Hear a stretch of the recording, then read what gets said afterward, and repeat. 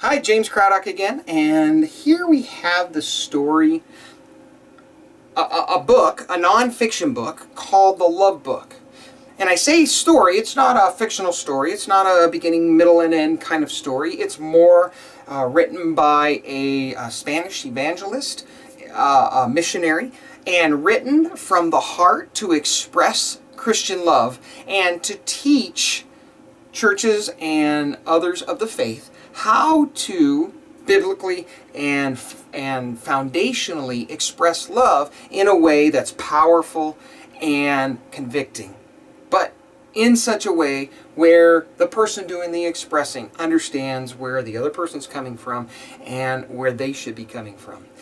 This is a book that is filled from A to Z with anything anyone inside or outside the Christian faith would ever need to understand how to demonstrate love. But what it needed was a story to go with it. It needed a platform. It needed a way to reach into the churches, reach into any organization that desires to express love, and give them a platform by which to articulate it to their members. And so we created a powerful club. We call it the Ambassadors of Love Club. And this club format spawned several workbooks that take you through the book itself.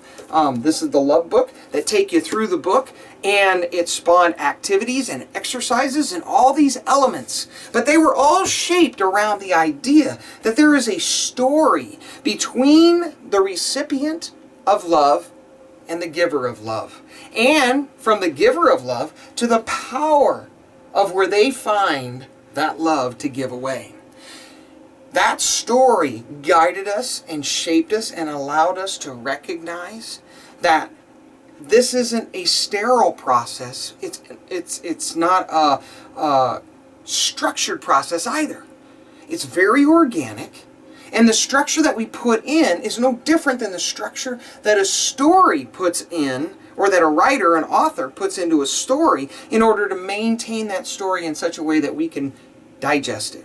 And so we took a book that was written as a nonfiction piece to instruct, and we extrapolated the instructional side, but then added a story element and a interactive element that brought it all together under the auspice of a club that could then be imparted to multiple organizations and then have an infrastructure to manage it from a single repository.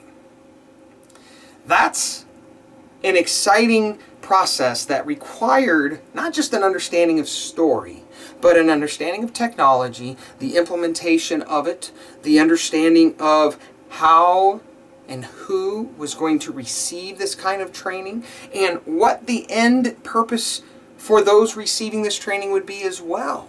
And we structured exactly what it is that those people would be doing with that newfound power and how they would apply it to the organization that they support.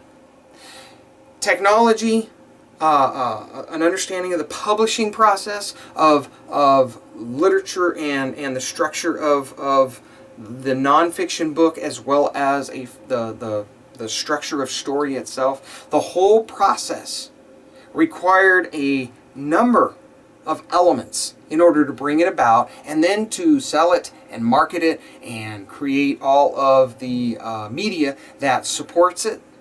That's a massive process, but it's all made so much simpler when you understand it from the perspective of the story that you're trying to tell. Everything else just becomes support. Listen, one of the greatest things that a story engineer can do for your business is this. Understanding the story, or even you yourself, understanding the story that you're trying to tell will help eliminate all the different facets of what you might think will work. Meaning chasing the silver bullet or chasing the next shiny object, right? Coming up with the next technology to implement into your business because you think that's going to have the ace in the hole for you. No. All of those things do nothing more than accentuate the story.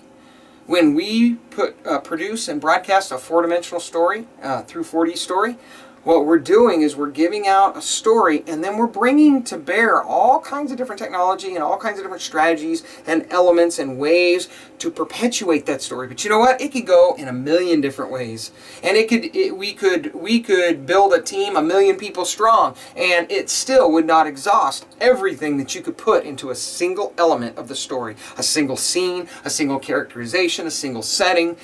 You cannot exhaust story. It is unfathomable riches. What you can do is follow story and then expose it as it goes along.